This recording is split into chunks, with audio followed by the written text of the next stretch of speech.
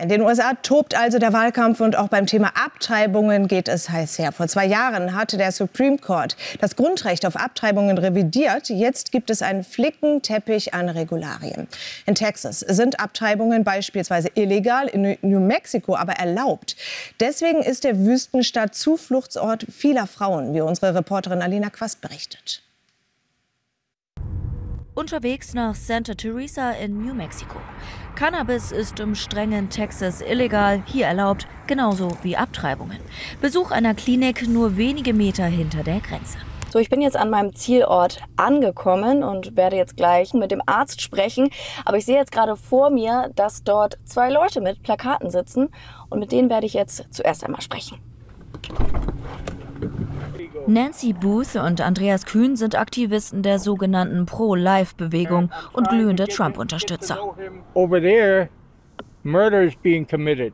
Da drüben werden Morde verübt. Das ist es, was es ist. Töten von Babys. Gemeint sind Franz und Gabby Thiert, ein Vater-Tochter-Gespann, das die Klinik leitet. Die da vorne stehen, die respektiere ich. Das sind Gläubige, so ist das einfach.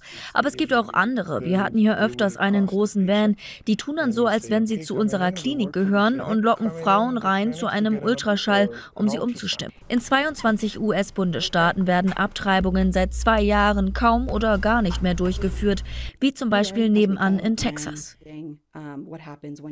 Wenn du dort eine Abtreibung durchführen lässt, gehst du dafür ins Gefängnis.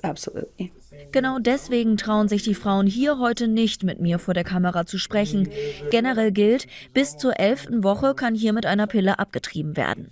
In anderen Kliniken sind Abtreibungen sogar noch bis zur 22. Woche erlaubt. Zu lang findet selbst Dr. Thiert. Doch erlaubt müssen Abtreibungen sein, und zwar in allen Staaten. Deswegen stimmen er und seine Tochter für Kamala Harris. Die Empörungswelle ist groß und könnte Kamala Harris ins Weiße Haus tragen.